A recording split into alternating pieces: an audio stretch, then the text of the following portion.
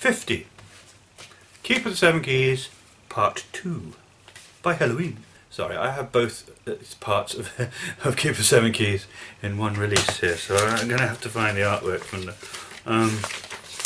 I did have Keeper of the Seven Keys Part 1 on vinyl and Keeper of the Seven Keys Part 2 on cassette back in the day, in the early 90s when I first got into them. But now I've got like a combined thing with both of them, and oh, it's not like that. It doesn't have the individual artwork. I have to like cover part of it to say that is the album artwork of Keeper of the Seven Keys Part 2, but with two hands, one of which is ghoulish and green, struggling over a key over the sea, and obviously fits with the lyrical themes of the storyline of the Keeper of the Seven Keys. But yes, Keeper of the Seven Keys Part 2, which is the inferior one of the two Keeper of the Seven Keys albums, but very necessary for continuing the story. I say the story is only in some of the songs, to be honest. There's a lot of other songs, but they're all loosely connected with this theme of the Keeper of the Seven Keys and his mission to lock up the Seven Seas, which is ridiculous nonsense, of course, but it doesn't matter because the music's so good. The problem with Keeper of the Seven Keys Part 2 compared to Keeper of the Seven Keys Part 1, which is absolutely amazing, pretty much from start to finish. The problem with Keeper of the Seven Keys Part 2 is there's a couple of throwaway comedy song atrocities which are shit, and this was the silly side of Helloween, which came out later in an album like Pink Bubbles Go Ape or some bollock, which is when I went off the band. But the Keeper of the Seven Keys albums are fucking awesome, but that lets down Keeper of the Seven Keys Part 2, to be honest, that there's Rise and Fall and Dr. Steen, because they're a bit annoying and stupid and silly. But the rest of the album is amazing.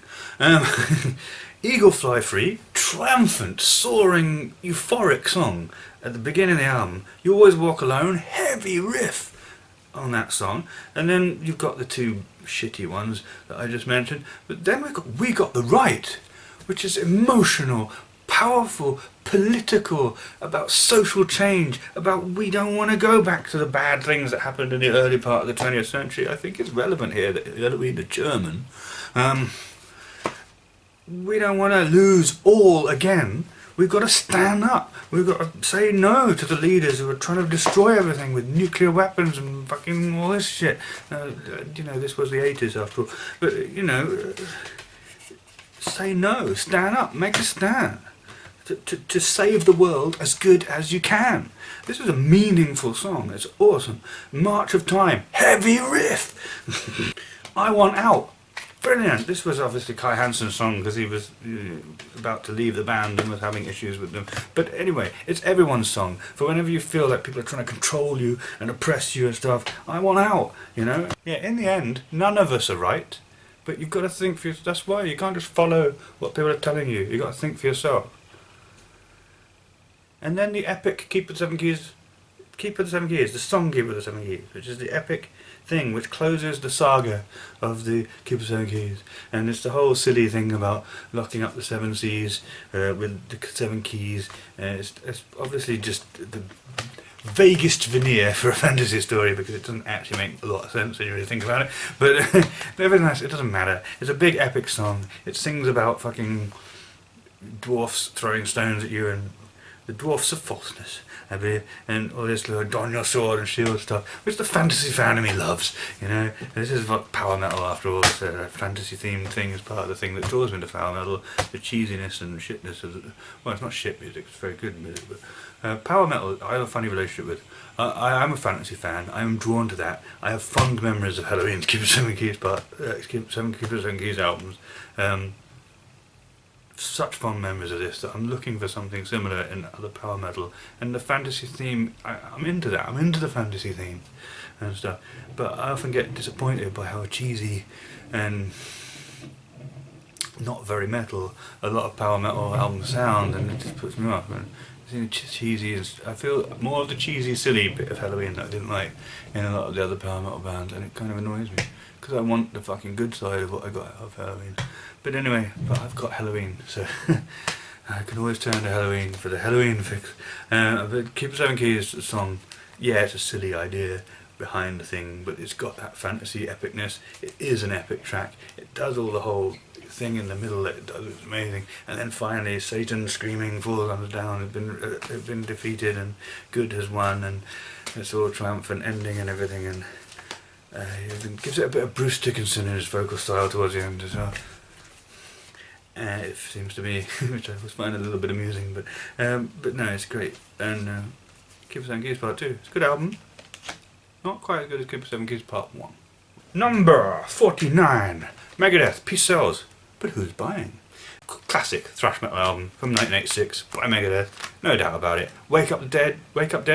About a thrash metal song about having an affair, about creeping into bed in the middle of the night, worried that you'll wake your wife up, because if she does wake up, she'll fucking murder you in your sleep. Unusual subject matter for a thrash metal song. Awesome thrash metal song. Musically, and because of that lyrical thing going on. Amazing. The Conjuring, amazing. Peace Sells, awesome. Good Morning Black Friday, fucking love it. My Last Words, great. Classic album, yes I think so. Number 48. Judas Priest, British Steel. Talk about classic albums. Oh, that is what we're doing. 1980, Judas Priest, British Steel. The Judas Priest album. The Judas Priest album. In many ways, it is. Not my favourite Judas Priest album. As we'll see, there's a couple higher up on this list. 2 albums of theirs higher up on this list. In this 3 Judas Priest albums that I particularly love and own.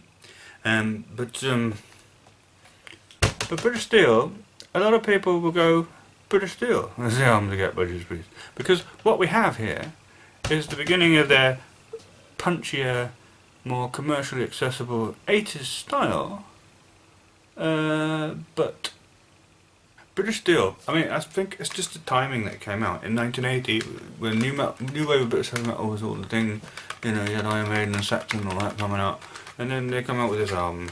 It's punchier and more streamlined than the old 70s Priest, although Killing Machine started that process.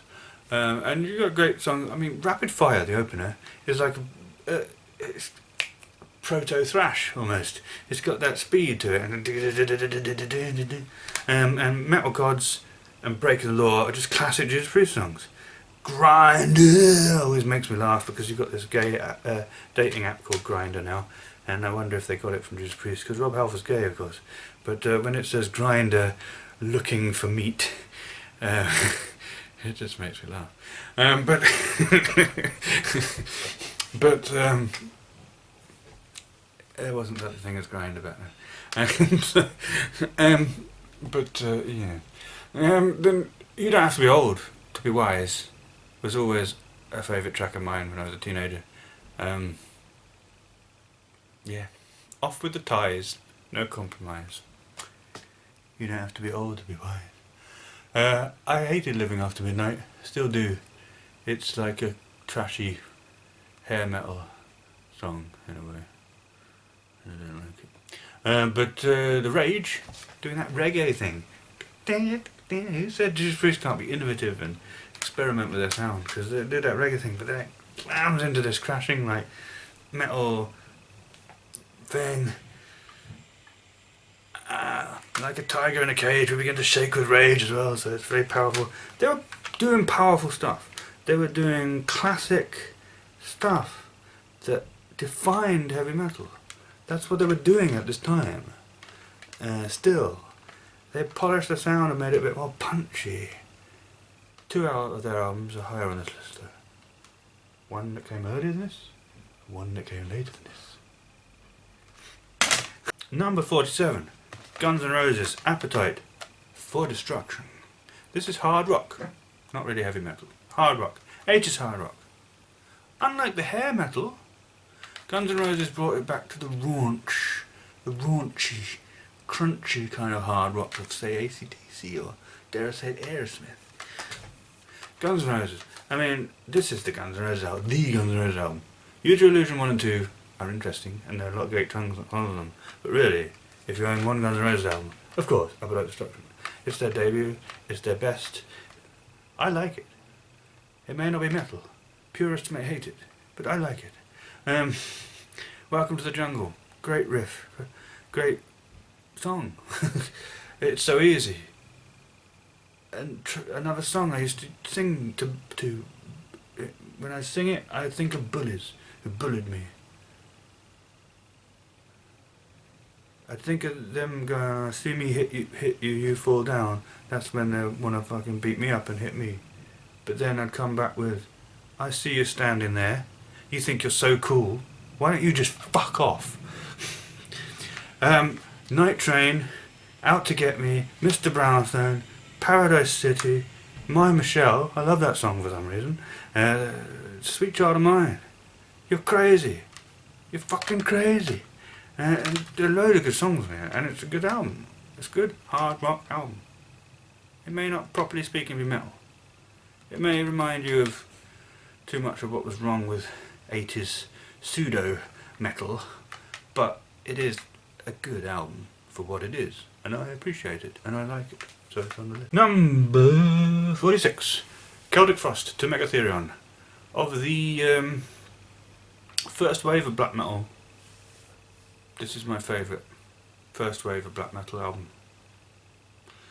Celtic Frost, a band who, like many of the first wave of black metal, are probably thrash metal, really, not black metal, but who had this doomy and sometimes progressive and dark and atmospheric sound, which is a little bit of the genetics of what made black metal further down the line. Venom gave the genre a name, and sort of gave the genre an ethos.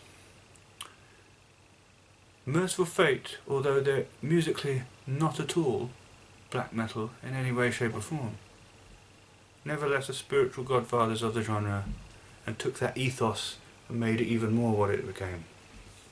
Bathory and Celtic Frost took the elements of music that existed, and whilst not quite creating something which is black metal by second wave black metal standards, nevertheless united all these disparate elements of music in such a way as to provide a blueprint for what black metal would become. In the case of Bathory, I would argue, possibly in doing so, also became the first genuine black metal band. In the case of Celtic Frost, I would say that would be the case if it wasn't also that they were doing so much else. Because this was they've been called avant-garde before. This was an experimental, creative, interesting musical project that definitely wanted to make art and explore, but also be extreme and dark and all these things, but also be progressive and artful. And I feel like similarly to Bathory, we have the beginnings of a creation of a black metal sound here, but also Celtic Frost was so much more than that.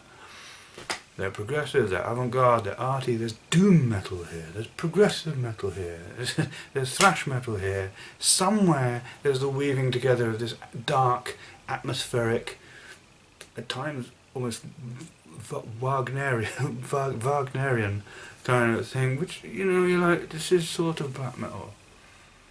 But it's more than black metal. It's underground, extreme metal art. It's also a fantastic album, to Megatherion. I love it to death. And I'm not even going to talk about individual tracks or anything, because it's like the whole album. Listen to it. It's amazing.